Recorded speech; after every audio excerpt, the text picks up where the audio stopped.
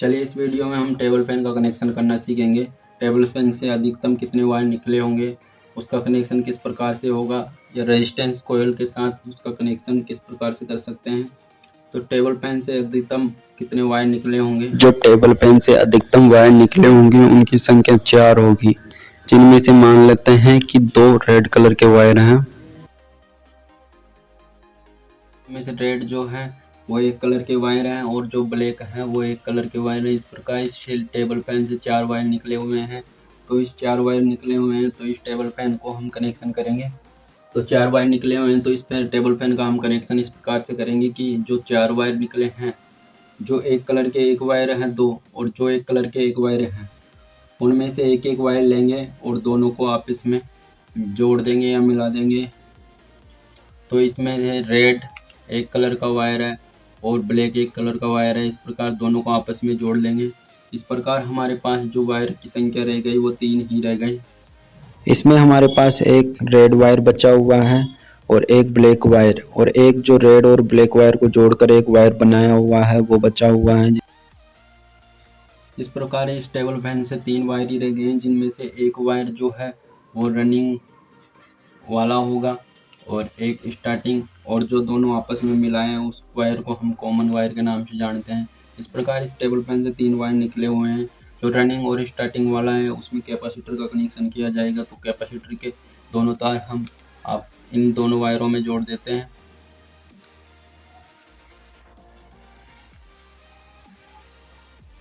इस प्रकार रनिंग और स्टार्टिंग में हम कैपेसिटर के दोनों वायर जोड़ दिए और अब हमारे पास कॉमन का वायर है जिसमें हम न्यूट्रल की सप्लाई देते हैं या फेज की सप्लाई देते हैं। देखिए जो न्यूट्रल और फेज की सप्लाई देते हैं उसमें से न्यूट्रल की सप्लाई दे दे या कॉमन पर या फेज की, इससे कोई फ़र्क नहीं पड़ता, क्योंकि ऐसी सप्लाई में न्यूट्रल की जगह फेज और फेज की जगह न्यूट्रल हो जाए तो इससे उपकरण कार्य करने लगते हैं। किसी प्रकार का कोई शॉर्ट सर्किट नहीं होता, न ही किसी प्रकार से उपकरण में कोई खराबी होती। इसलिए हम न्यूट्रल की सप्लाई दे रहे हैं इस कॉमन वाले टर्मिनल में, क्योंकि दोनों वायर को हमने जो जोड़ा तो इससे जो वायर का निर्माण हुआ उसे कॉमन वायर के नाम से जानते हैं। अब हमारे पास रनिंग और स्टार्टिंग वायर बचा। तो रनिंग में भी हमें सप्लाई देनी होती है तभी फैन सीधा चलता है। यदि हम रनिंग की बजाय स्टार्टिंग में सप्लाई दे दिए तो फैन उल्टा चलता है। इस प्रकार हम रनिंग और स्टार्टिंग को आपस में समझ सकते हैं कि रनिंग पे देने पर सप्लाई फैन सीधा चलता है और स्टार्टिंग पे देने पर उल्टा। तो फेज की सप्लाई को हम जो बटन है उसके फर्स्ट वाले टर्मिनल में देते हैं। जो टेबल फैन में स्विच प्रयोग ली जाती है वो 3 स्पीड में ली जाती है, क्योंकि टेबल फैन को 3 स्पीड में चलाना के लिए 3 स्पीड की स्विच ली जाती है, यानी कि 4 स्विच हो जाती है इस प्रकार, जिसमें से एक स्विच ऑफ करने के लिए और 3 स्पीड की स्विचें रहती हैं। इसके लिए हमें 3 स्पीड के टेबल फैन के लिए एक रेजिस्टेंस कॉइल की आवश्यकता होती है, जिसमें हम वोल्टेज को ड्रॉप करवाकर फैन की स्पीड को कंट्रोल करते हैं। जो फर्स्ट स्पीड की स्विच है उसको हम रेजिस्टेंस के ऊपर वाले या अंतिम वाले टर्मिनल में जोड़ दे रहे हैं, जिसके कारण फैन धीमा चलेगा, फर्स्ट स्पीड में चलेगा। क्योंकि इस टर्मिनल से ज़्यादा लंबाई पड़ने के कारण ये अधिक वोल्टेज को ड्रॉप कराता है, जिससे फैन थोड़ा धीमा चलता है। इसलिए रेजिस्टेंस के सबसे ऊपर वाले टर्मिनल में फर्स्ट वाले स्पीड का कनेक्शन किया जाता है और सेकंड वाले स्पीड को भी हम रेजिस्टेंस के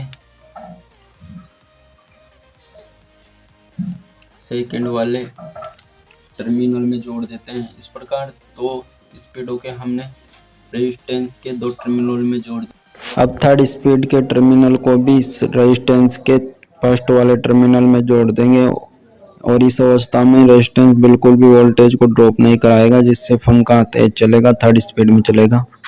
रेजिस्टेंस की थर्ड वाली स्पीड में जिस टर्मिनल पर जोड़ा है उसी से आउट करवा कर हम टेबल फैन के